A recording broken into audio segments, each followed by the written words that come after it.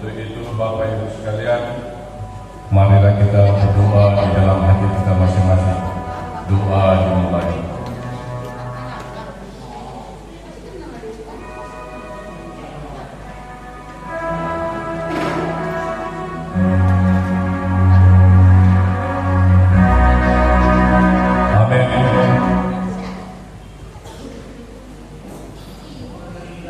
Mari kita lihat dari kita mulai. Patutlah kita bersyukur dan berterima kasih kepada Bapa Surgawi, di mana kita masih diberi nafas kehidupan dan kesempatan untuk mengadakan ibadah bola tahun dengan sehat sejahtera, di mana kita akan menambah tahun yang baru dengan penuh semangat baru dan mempererat sesama kita hingga saat ini, serta rasa syukur atas campur-tangan Tuhan di sepanjang tahun 2026 ini. Kami hendak bersyukur kepada Yang Maha Allahku dengan segenap hati dan memuliakan nama-Mu untuk selama-lamanya. Marilah kita memuji dan memuliakan Tuhan. Haleluya. Kita bernyanyi dari Kidung Jemaat nomor 3 ayat 1 sampai dengan ayat 5.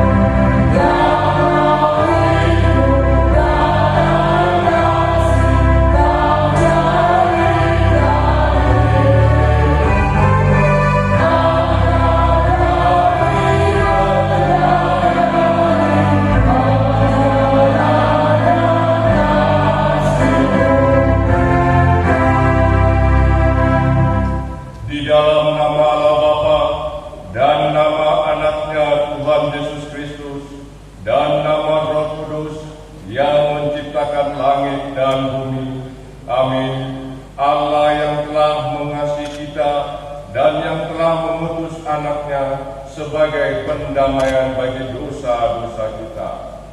Allah sedemikian mengasihi kita, maka haruslah kita juga saling mengasihi. Marilah kita berdoa. Ya Tuhan Allah Bapa kami yang di surga, Engkau mengasihi kami orang berdosa yang hina ini dengan mengaruniakan anak-Mu yang tunggal itu, yaitu Tuhan Yesus Kristus, supaya kami percaya dan beroleh hidup yang kekal. Karuniakanlah Roh Kudus ke dalam hati kami, agar kami bertekun sampai kedatangan-Mu yang kedua kalinya di dalam iman yang benar, sehingga kami beroleh sukacita dan mahkota kehidupan. Ajar dan bimbinglah kami dengan Roh-Mu, supaya kami mengenal kasih-Mu yang Engkau nyatakan di dalam anak-Mu, Tuhan Yesus Kristus. Berkatilah ibadah kami ini, mulai dari awal hingga berakhirnya, dalam damai sejahtera-Mu. Ampunilah salah dan dosa kami, agar kami layak memperoleh berkat-Mu. Dengarlah doa kami di dalam nama anak-Mu, Tuhan Yesus Kristus. Kami bersyukur dan berdoa. Amin. Kembali kepada kita bernyanyi. Tahu Tuhan membuka jalan.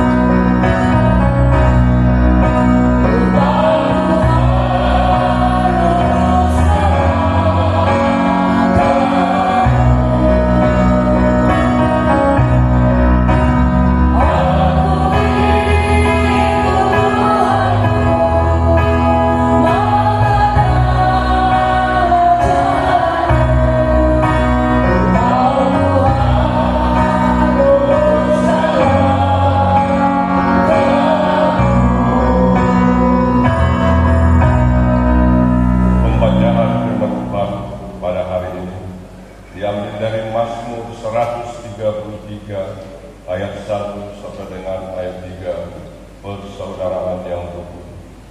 Sungguh alangkah baiknya dan indahnya apabila saudara-saudara diam bersama denganku. Seperti minyak yang baik di atas kepala, menerangi jalan, yang menerangi jalan warung dan melebar jembatan. Seperti embun gunung Hermon yang turun ke atas gunung-gunung Sion, sebab kesanalah Tuhan memerintahkan berkat kehidupan untuk selama-lamanya. Demikianlah firman Tuhan. Berbahagialah orang yang mendengarkan firman-Nya serta memeliharanya. Amin. Kita bernyanyi Kala Ku Cari Damai.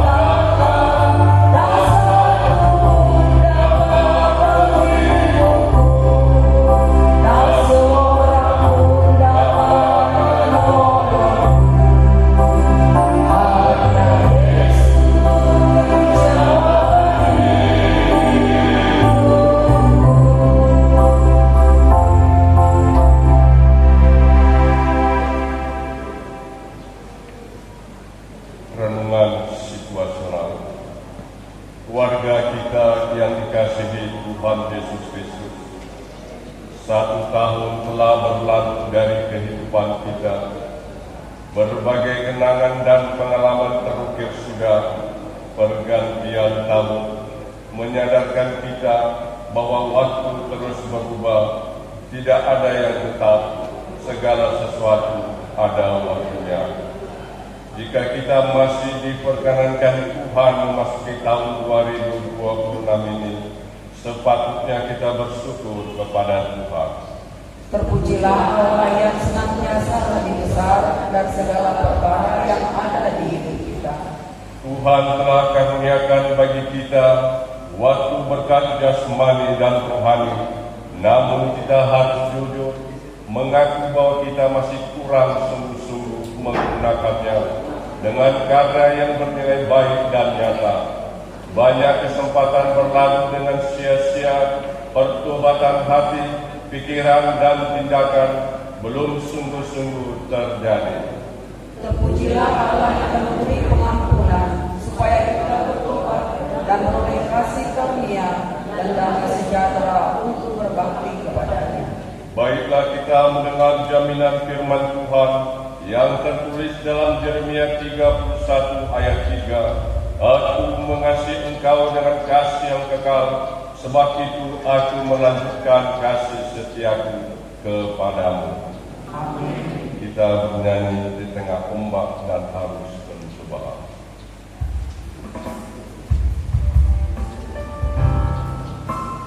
Setelah itu kita mendengarkan kuasa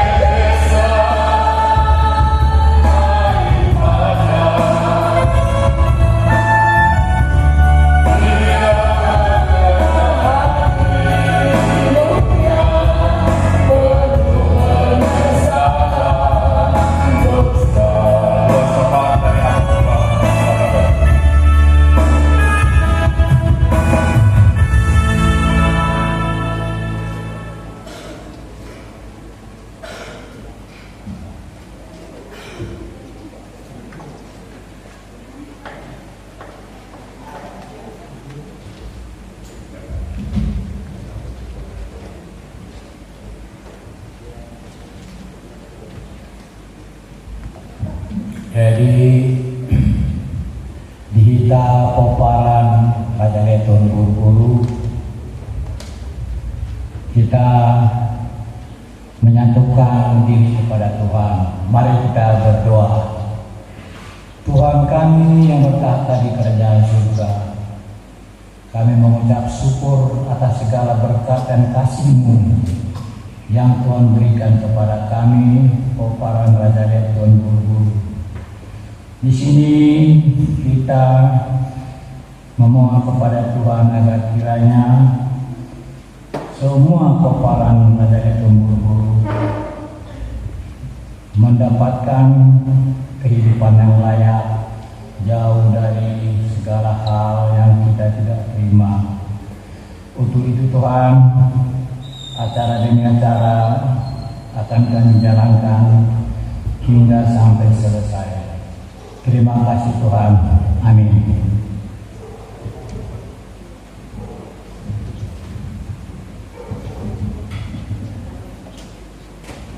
Kita bernyanyi hidup ini adalah kesempatan.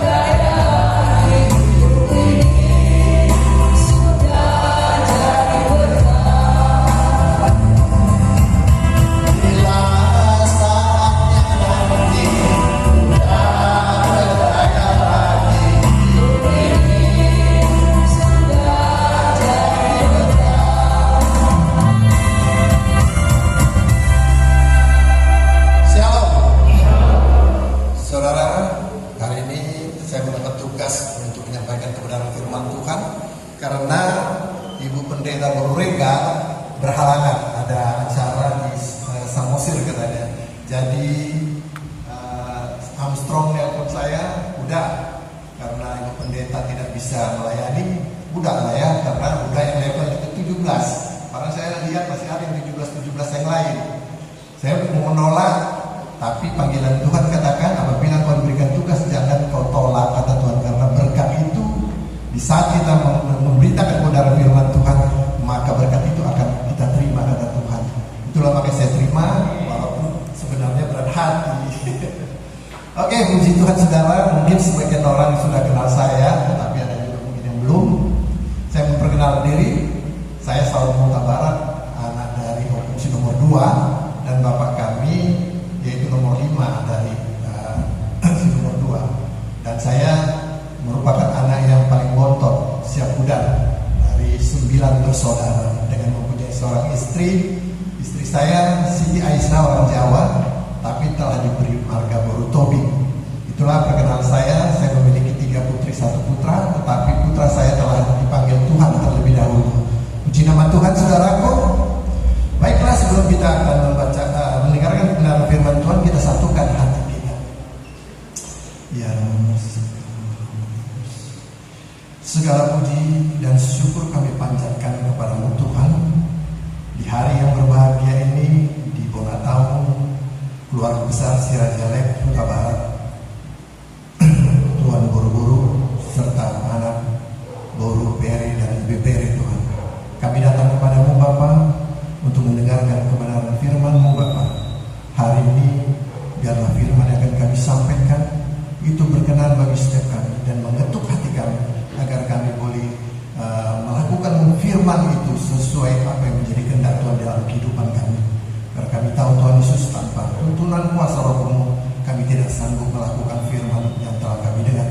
Tetapi kami percaya kuasa-Mu akan bekerja di tengah-tengah kami, sehingga keluarga besar ini Bapak akan melihat betapa Tuhan yang bekerja benar-benar dalam setiap kehidupan pribadi lepas pribadi. Demikian juga Tuhan Yesus bukakan rahasia firman Tuhan, sehingga firman ini berguna bagi setiap kami. Terpujilah nama-Mu Bapa. Di dalam nama Yesus kita yang percaya sama-sama katakan amin. Shalom saudara. Hari ini saya melihat epistolnya sangat cocok sekali dengan firman yang saya bawa, karena epistolnya saya nggak dapat dari panitia, tapi beberapa hari sebelum saya ditunjuk ini saya ada apa Tuhan ingin saya sampaikan kepada keluarga besar ini. Saudaraku, pengalaman-pengalaman yang telah saya hadapi, terlebih saya ke Jakarta, jumpa keluarga-keluarga kita juga dari keluarga Sirajalek. Saya melihat keprihatinan begitu besar dalam keluarga besar ini Bapak. Tetapi satu hal, Tuhan memakai saya memberitakan kebenaran firman Tuhan keluarga lepas keluarga di sana saudaraku. Karena panggilan Tuhan yang telah Tuhan taruhkan, saya tidak ingin istilahnya firman itu hanya saya saja yang terima, tetapi saya ingin juga keluarga-keluarga lain boleh melihat dan boleh menerima Tuhan itu dengan benar. Dan mereka banyak yang gak ngerti, saya lihat tentang kebenaran firman Tuhan itu, dan terakhir sampai mereka nangis dan minta didoakan saudara. Saya tidak akan sebutkan keluarga siapa, tetapi disitulah saya melihat Tuhan begitu menjadikan sekali. Sementara kedatanganmu sudah semakin dekat, kita sudah lihat berita-berita yang viral sekarang di media-media sosial saudaraku, betapa kedatangan Tuhan itu sudah banyak orang-orang yang dipakai Tuhan untuk berpenglihatan ke depan saudaraku. Hari ini melalui epistol ini saudaraku, persaudaraan yang rukun, ini merupakan suatu pembuka di dalam keluarga kita di tahun ini saudaraku. Kalau kita tahu persaudaraan yang rukun ini sekarang sangat sulit ditemukan dengan kondisi yang tidak menentu sekarang itu. Antara abang adik itu bisa berkelahi, antara saudara itu bisa berkelahi dengan banyak hal dan banyak kepentingan, sehingga terjadinya perseteruan itu saudaraku. Itulah membuat saya sekarang Tuhan Yesus, saya ini tidak ada apa-apanya, tak punya titel sebagai pendeta saudaraku. Saya tidak ada titel saya, tetapi Tuhan pakai saya dengan caranya Tuhan. Saya tidak ngerti apa maunya Tuhan dalam kehidupan saya. Tetapi saya percaya di saat Tuhan yang menuntun, Tuhan akan membukakan setiap rahasia-rahasia firman Tuhan dan pengertian-pengertian firman Tuhan dalam kehidupan saya agar saya bisa menyampaikan kepada saudara. Kalau kita lihat di sini saudaraku, di epistola ini di Mazmur yang 133 1 dan 3 ini menggambarkan betapa harus rukunlah kita keluarga besar si Raja ini saudaraku. Jangan lagi yang satu ini gak enak sama sini, yang satu ini gak enak. Kalau dilihat dari daftar hadir itu 100 lebih yang hadir hari ini untuk dengar firman Tuhan tuh, saya rasa nggak sampai 50% saya lihat. Jadi betapa sayangnya, jadi seolah-olah perkumpulan kita ini bulan tahun ini hanya sekedar untuk acara nanti yang makan-makannya, bergembiranya, dan mungkin aja nanti membuat kepengurusan yang baru. Jadi saya rasa sangat sedih sekali. Kalau saya lebih ngejarnya itu firman Tuhan ya. Kenapa? Firman Tuhan itu lebih baik bagi kita untuk menguatkan iman kita di dalam kondisi ekonomi yang tidak menentu hari ini, saudaraku. Jadi saudaraku, dan saya bersyukur kepada Tuhan dari seberapa pun hadir, biarlah dengan apa yang hadir hari ini benar-benar membuat kita mengerti firman Tuhan, sehingga apa yang kita terima dan kita serap hari ini bisa kita sampaikan kepada saudara-saudara kita yang tidak hadir hari ini, saudaraku. Jadi itulah menjadi pembuka saya hari ini.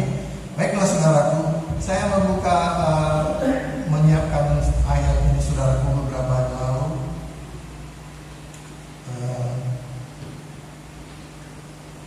Konteksnya yaitu 1 Korintus ayat yang 13, pasal 13 ayat 4 sampai 8. Saudaraku di situ berbicara tentang kasih. Saudaraku, untuk mencapai suatu kerukunan di dalam suatu keluarga, itu kita berbicara sekop yang kecil aja saudaraku, kita harus mempunyai kasih. Bagaimana kita punya kasih kalau kita punya keluarga? Pasti mungkin saja si orang tua nggak senang anaknya bandel langsung dihajar atau diusir saudaraku. Nah, Tuhan memberikan pembelajaran kasih itu dari rumah ataupun keluarga demi keluarga saudara. Bagaimana caranya saudaraku? Kita mulai menerapkan kasih di dalam keluarga kita itu bagaimana menata anak kita, mengarahkan anak kita. Saya ingin tanya dulu bagi kita semua yang udah berkeluarga, yang punya anak-anaknya masih kecil-kecil. Ada berapa orang masih di sini? 1. Mau tanya nih, anaknya di rumah disuruh baca Alkitab nggak?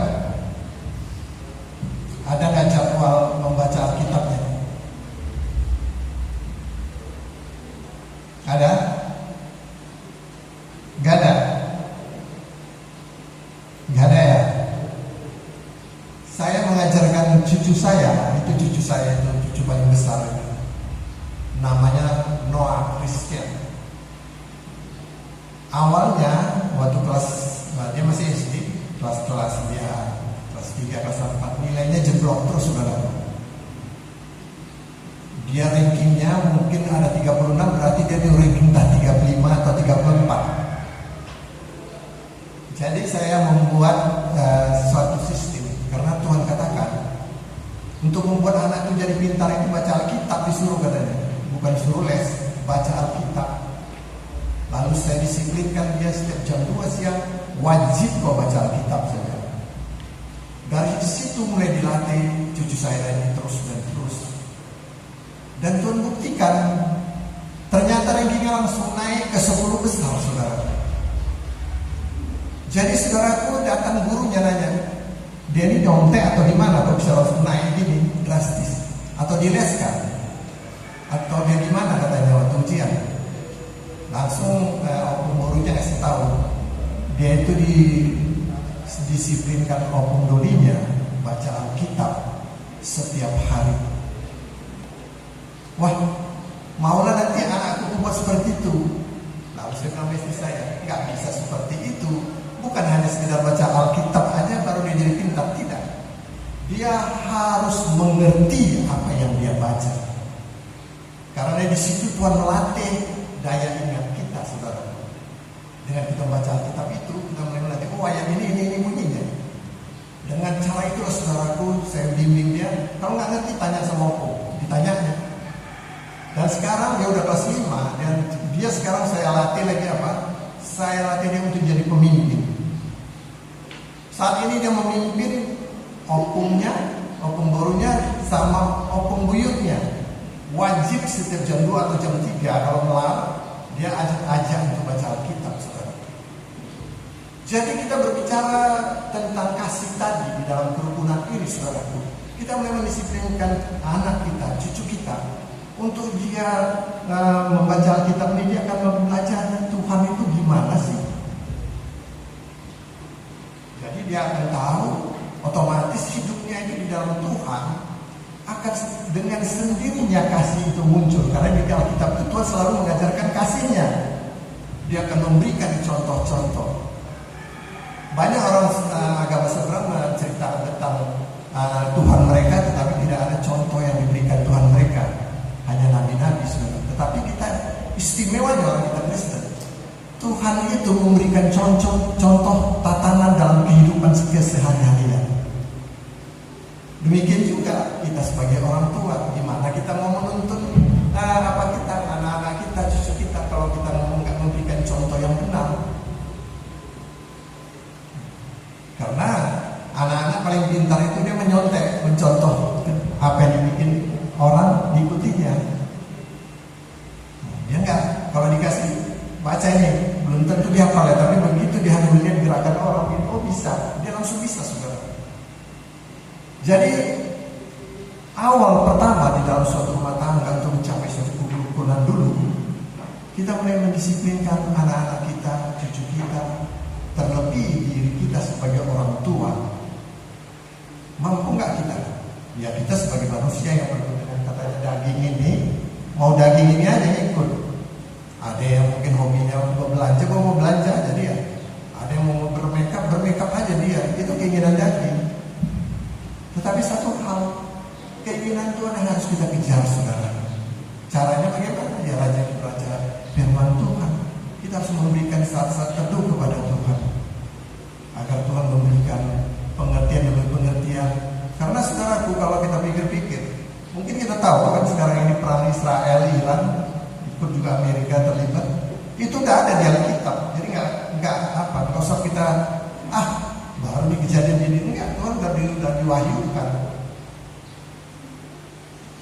Jadi kita nggak ketinggalan zaman kita kalau dibilang orang sekarang. Nggak ketinggalan zaman karena di Alkitab semua memang udah diwahyukan Tuhan, ada semuanya. Masa-masa sukar itu pun akan ada udah terbukti. Sampai nanti ada suatu masa di mana orang-orang membenci Kristen, orang-orang yang dekat kepada Tuhan akan dibunuh. Jadi kita nggak ketinggalan zaman. Kita terus tahu cara-cara iblis itu memang masukin dalam kehidupan setiap manusia itu udah dikasih tahu Tuhan. Jadi kita mulailah menata anak-anak kita dulu, keluarga kita dulu, bagaimana mendisiplinkan mereka untuk tetap rajin baca Alkitab.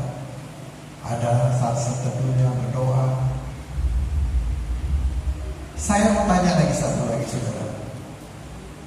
Kita mau saya tanya, di dalam setiap berdoa, pernahkah di dalam doa saudara itu suatu hari umpamanya hari ini berdoa, nggak pernah minta apa-apa, saudara? Pernahkah? Di dalam doa itu kita tidak meminta apa-apa kepada Tuhan, tapi hanya berbicara memuliakan Tuhan. Pernahkah ada dalam kehidupan kita? Kalau ada, coba angkat tangan.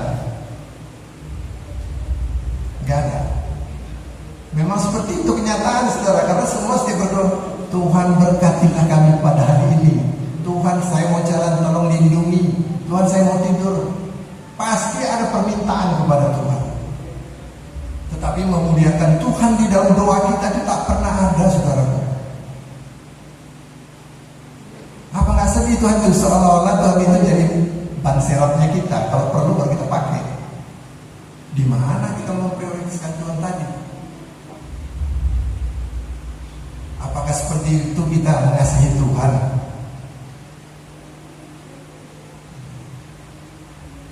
Saya sering sekali, saudara, naik kereta atau naik mobil sambil memuji Tuhan, sambil macam berbicara gitu. Tuhan, terima kasih Tuhan. Kalau terus baik sama aku, Tuhan masih beri kekuatan, kesehatan, semua itu kebaikan Tuhan luar biasa. Karena kalau kita mungkin sebagian udah tahu, saya sakit-sakitan saudara. Tapi puji nama Tuhan, begitu saya mulai melayani Tuhan, ya penyakit yang biasanya setiap minggu itu pasti saya sakit, udah berkurang. Semakin berkurang dan Tuhan apakan menyatakan pertolongan. Sampai hari ini saya bisa berbicara di sini. Saya tahu pertolongan Tuhan. Kalau kemarin saya bolak-balik saya maaf kata saya buang air terus.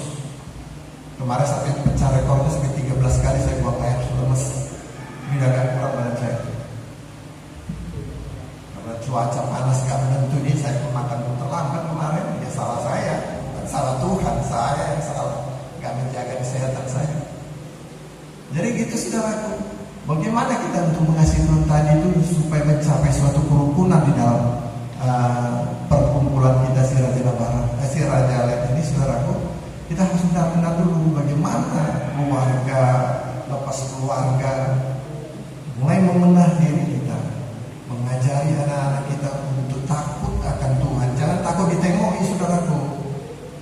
Kalau dia takut dari karena kau ini nggak bisa. Cucu saya latih. Coba kau ingat apa tugasmu, apa yang menjadi tanggung jawab kau. Tak perlu aku kasih tahu ya.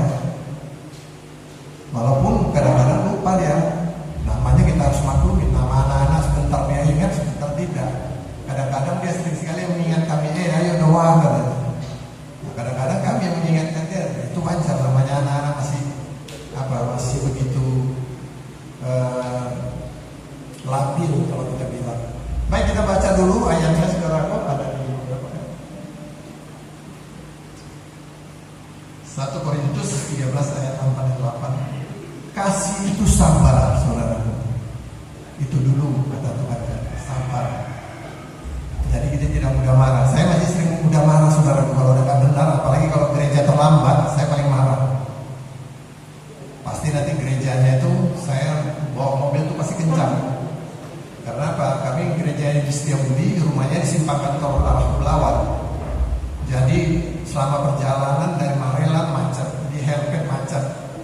Dapat lagi nanti di daerah Ring Road, karena dari tol kami masuknya keluar dari Herpet situ kan. Nah, ambil Ring Road, Simpang 4-nya itu lama kali merahnya.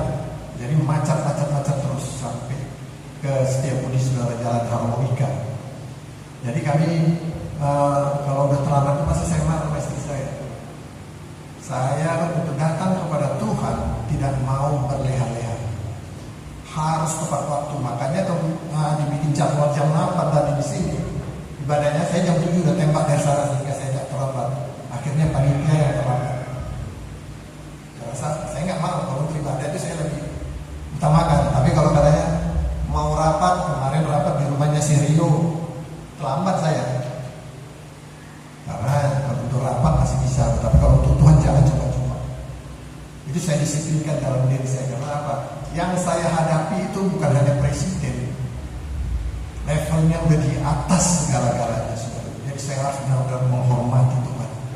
Kalau di saat mulai ibadah itu, mulai kita menyembah, memuliakan Tuhan, kita mulai mendekatkan diri kepada Tuhan. Itu paling utama bagi saya. Sehingga saya benar-benar ada konektivitas pada Tuhan. Jadi bukan hanya sekedar dengar-dengar itu. Jadi saudaraku, kita baca, kasih itu murah hati. Nah, di sini sekarang banyak, sering sekali orang katanya kasih, banyak di media sosial memberikan ini, tapi di video kan saudara. Sementara di Alkitab dikatakan apabila tangan kananmu memberi, tangan kirimu jangan tahu. Nah, sekarang orang banyak tren-tren di TV, saya nyumbang masuk di TikTok. Dia tujuannya bukan memberi sebenarnya, dia ingin mengambil dari follower itu tadi, dia ngambil sebenarnya. Jadi itu nggak murni, saudara. Ia tidak cemburu, ia tidak memegahkan diri dan tidak sombong. Nah, sifat manusia yang paling sering ini sombong. Perpecahan terjadi di perkumpulan, di perkumpulan itu adalah kesombongan, menganggap dirinya lebih. Kemarin sebenarnya saya tawarkan, udahlah, ringan aja lah Pak.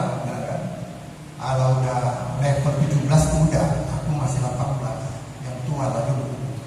Udahlah, terpaksa juga seperti itu kan. Jadi walaupun saya nomor 17 saya kasih aja. Kecuali yang udah ada ya udah. Jadi itu tadi. Jadi kita nggak sombong. Ia tidak melakukan yang tidak sopan dan tidak mencari keuntungan diri sendiri. Jadi banyak kali orang saat dia dituju sebagai ini mencari keuntungan sekarang. Yang akhirnya kerukunan tadi bisa terpecah. Kenapa? Yang lain ditekel tuh kan, dia korupsi. Hal-hal itu bisa terjadi saudara. Di dalam suatu organisasi sering seperti itu terjadi. Saya saat ini pengurus perumahan saudara. Setelah saya pegang keuangan cukup sangat berlebih, sehingga ada petugas security, kebersihan, mereka saya buat THR-nya besar saudara. Dan waktu bilang, Pak ini selama Bapak pegang THR-nya besar sekali Pak. Nah, kalau klien nggak mencuri juga, terkumpul ini kan besar kan udah. Jadi selama ini security-nya waktu mutim-mutim itu nggak nyetor. Nah itulah sering terjadi saudara. Jadi itu pun harus kita hilangkan. Ya tidak pemarah dan tidak menyimpan kesalahan orang lain. Nah inilah sering sekali kita keluarga-keluarga dendam satu sama lain. Nah ada nyakiti hati kalau gini akhirnya menyimpan akar kepahitan. Yang menyimpan akar kepahitan ini biasanya jadi sakit-sakitan itu. Timbullah penyakit dalam tubuhnya karena akar kepahitan. Jadi tidak usah kita pelihara-pelihara dulu. Dia tidak bersuka cita karena ketidakadilan. Artinya saudaraku, orang ditindas, nah kita senang malahan. Harusnya kita membela orang yang ditindas saudaraku. Itulah dia. Tetapi ia bersuka cita karena kebenaran. Ia menutupi segala sesuatu, percaya segala sesuatu, mengharapkan segala sesuatu akhir, dan sabar menanggung segala sesuatu. Jadi apapun yang dihadapi kita bagi umat Sirajalan ini, apapun yang kita hadapi, bagaimana kita supaya rukun itu kita mulai bersatu itu tadi. Jangan simpan-simpan kesalahan orang. Tapi kalau bisa kita tegur, namanya pendiri Alkitab diajari juga, tegurlah. Kalau bukan dia nggak mau bisa, ya udah, memang itu udah wataknya mungkin, ya kan. Cuma kita tinggal menjaga diri supaya jangan kita keracunan. Kalau udah orang keracunan perbuatan orang, akhirnya kita ikut-ikutan saudara. Itulah. Demikian juga saudaraku, di dalam keseharian kita juga harus ingat Tuhan kasihnya bukan hanya sekedar memberikan berkat kepada sekitar, tidak hanya memberikan kesehatan, tidak memberkati usaha kita, tetapi Tuhan karena kasihnya dia sering mencambuk kita. Jadi saudara, jangan kita merasa apa? Merasa alergi kalau udah mulai umpamanya ada teguran, dan mungkin ada suatu saat penyakitan. Saya pernah dulu sakit hampir mati, udah koma, ada hilang kesadaran. Tapi karena istri saya jerit, tiba-tiba cahaya Tuhan nampak saya, cahaya Tuhan. Itulah yang saya apakan. Di dalam kondisi itu saya pernah putus asa, saudara. Tuhan, kalau mau ambil aja ke Tuhan. Aku nggak apa-apa. Cuma satu ku minta, istri dan anak-anak itu Tuhan, Kau lindungi dan Kau jagai dan tuntun dari dalam kebenaran Kau. Itu ku minta sama Tuhan. Tuh rupanya istri saya nggak terima. Anakku masih kecil tuh, dia akan diambil katanya. Nah, akhirnya saya sadar, saya tahu dia setelah dia cerita sama saya, dia jerit-jerit katanya. Jadi hal-hal itu harus kita perhatikan saudara. Jadi kalau kita dididik Tuhan, ditegur Tuhan dengan mungkin penyakit, mungkin ada kerjaan kita, sebenarnya Tuhan mulai mengajarkan kita di dalam kondisi itu kita semakin dekat kepada Tuhan. Jangan semakin jauh. Karena kalau kita makin jauh, banyak aja bisikan-bisikan yang tak enak untuk menggoda kita untuk melakukan kejahatan. Mungkin kita udah tahu berita viral di Carrefour ya, kejadian kemarin. Saya dapat info karena istri kawan saya di situ pas kejadian. Dia lewat melangkah beberapa langkah, wanita itu jatuh di belakang dia. Wah, katanya, dia terkejut apa? Balik lagi dia tengok udah darah. Jadi menurut informasi saudara, perempuan ini dia dengan ibunya ke mall makan, dan setelah makan itu rupanya dia dapat terima telepon anak gadis ini.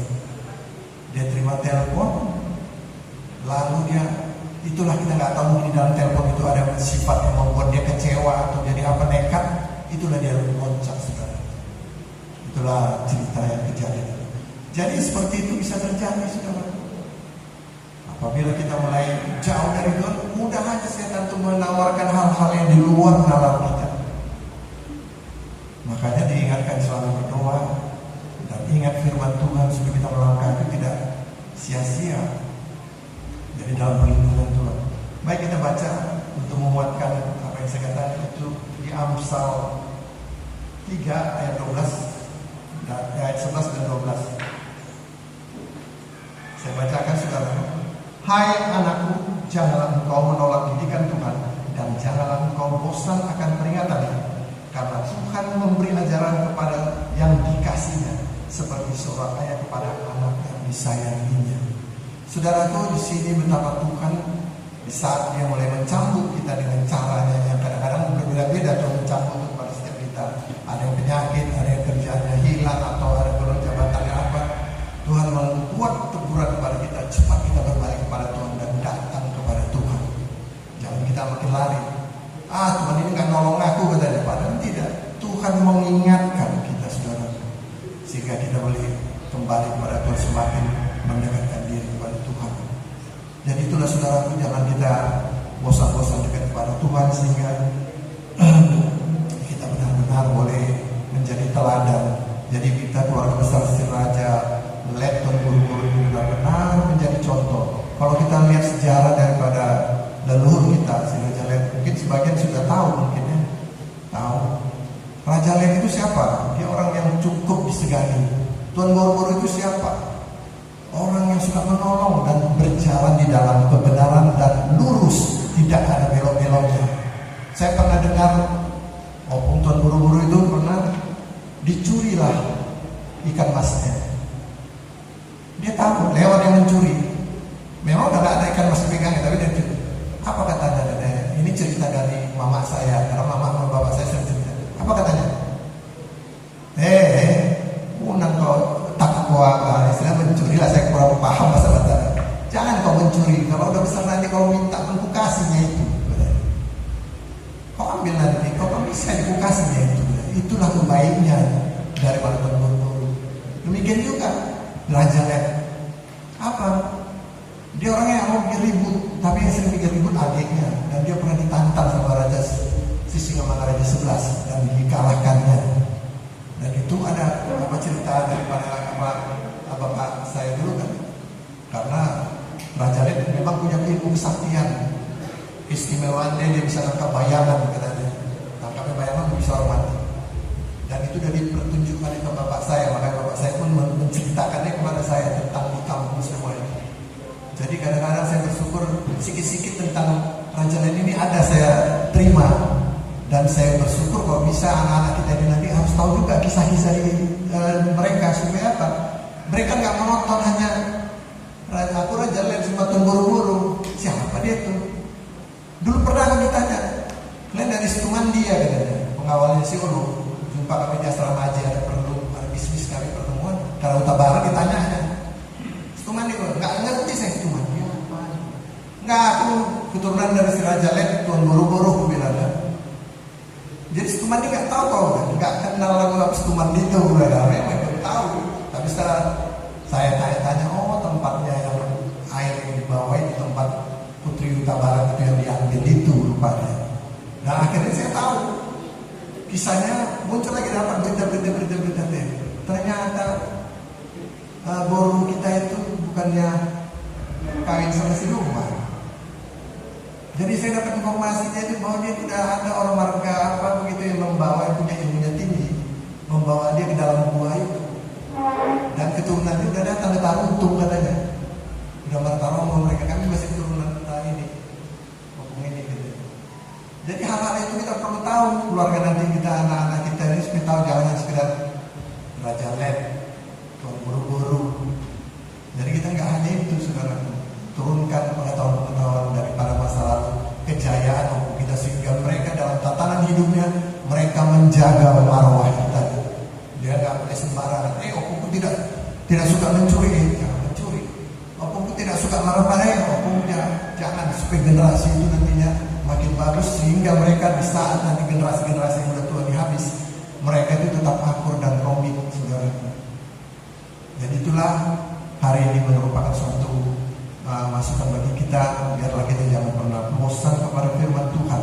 Jadi bukan hanya sekedar kita merayakan mulai tahun ini aja saudara, tapi firman Tuhan hari ini untuk mencapai suatu perubahan itu ada perlu kasih, saudaraku.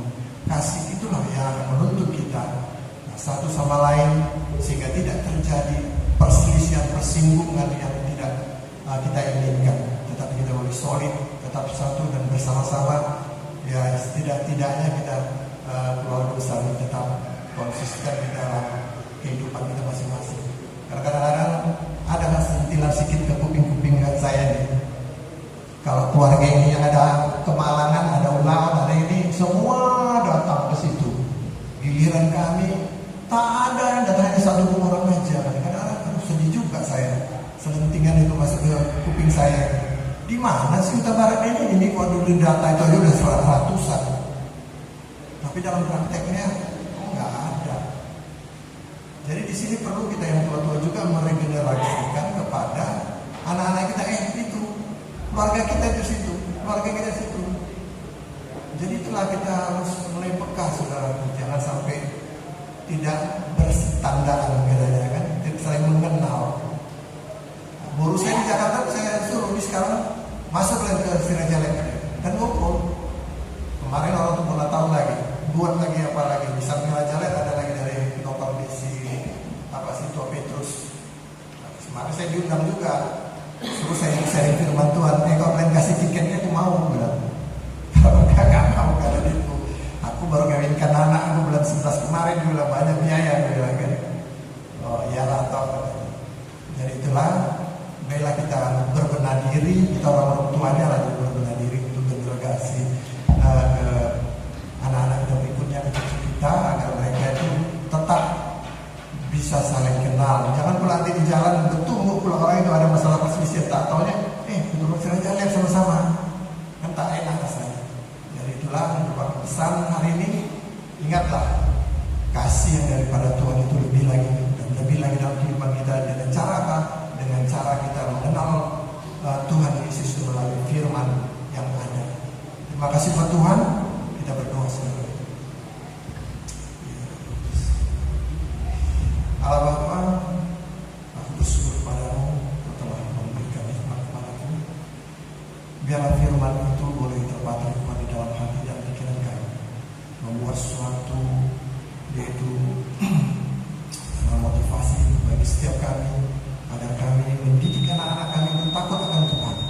Terlebih di dalam pergaulan keluarga besar Sirajalek Tuhan Guru, biarlah kami boleh menyatu hati sehingga kami boleh saling satu sama lain dalam benar mengasihi Tuhan dan mengasihi keluarga kami masing-masing. Terpujilah nama-Mu Bapa, biarlah semua firman ini menjadi suatu ikutan baru bagi kami di dalam menyongsong tahun 2026 ini dan menjalannya Bapa, sehingga kami tetap kuat, tidak mudah terhempaskan oleh pemberitaan atau kondisi apapun, sehingga kami tetap percaya tangan Tuhan tidak kurang panjangnya untuk menolong kami dan tidak kurang tajamnya untuk mendengar doa-doa kami. Terpujilah nama-Mu Bapa, biarlah kasih-Mu tetap mengalir dalam kehidupan kami. Di dalam nama Yesus kami yang percaya sama-sama katakan amin. Kembali.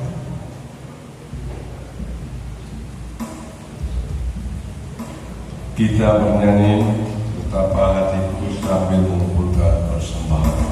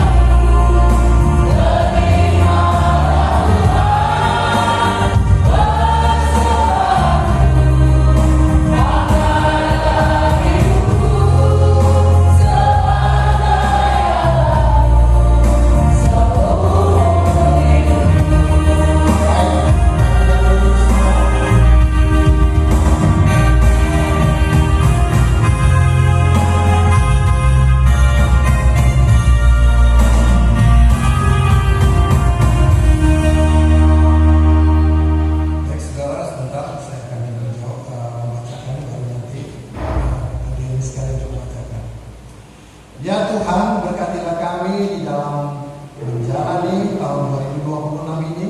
Walaupun banyak tantangan hidup dan pergumulan yang kami alami, semua itu tidak membuat kami lemah dan goyah iman kami. Ya Tuhan, kasihanlah kami yang berdosa ini. Kiranya kami tetap berpengharapan dan bersandar pada Tuhan dalam segala aspek kehidupan kami. Ajarilah kami ya Tuhan memiliki hati yang penuh sukacita, sehingga kami boleh berdoa. Amin. Baik, sebelum kita tutup, kita akan berdoa. Segala puji kami panjatkan kepadamu Bapa. Kami sangat bersyukur bahwa kami telah menjalani ibadah ini Bapa. Tuhan Yesus, sebelum mengakhiri ibadah ini, kami teringat kami telah memberikan persembahan Tuhan. Biarlah tangan-tangan yang telah memberikan, Kau memberkati lipat kali ganda, sehingga mereka boleh melihat bahwa firman-Mu itu boleh dinyatakan di dalam setiap kehidupan kami. Karena Kau mengajari kami untuk tetap menabur dan menuai. Di saat kami memberi, maka berkat Kau akan berikan lebih lagi, dan kami sangat percaya. Itu sebabnya Tuhan Yesus berkati setiap kami, pekerjaan kami, usaha kami. Mungkin kami di kantor, Kau memberkati dan pakai kami menjadi alat-Mu dimanapun kami berada. Demikian juga Tuhan Yesus, kalau kami di bulan tahun ini, kami boleh lakukan di tahun ini.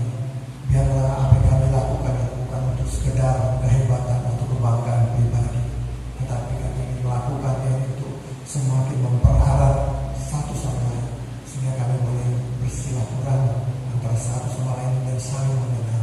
Karena kami banyak belum mengenal satu sama lain Bapak, tetapi kami percaya di dalam acara ini Tuhan Yesus kami boleh bersilaturahmi dengan baik. Demikian juga Tuhan Yesus, rencana demi rencana nantinya akan berlanjut Tuhan. Tuhan yang campur tangan.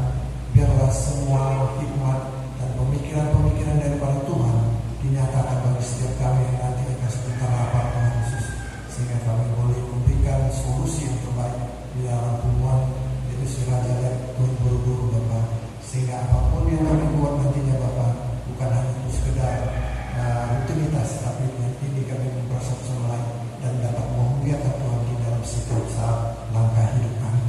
Demikian juga segala program dan program yang nanti Bapak berjalan, Tuhan yang mengenal, terlebih pengurusnya nanti yang dibentuk memberkati, memberikan hikmat dan pewahyuan bagi mereka, sehingga apa-apa yang mereka lakukan di dalam mereka sebagai pengurus di dalam Siraja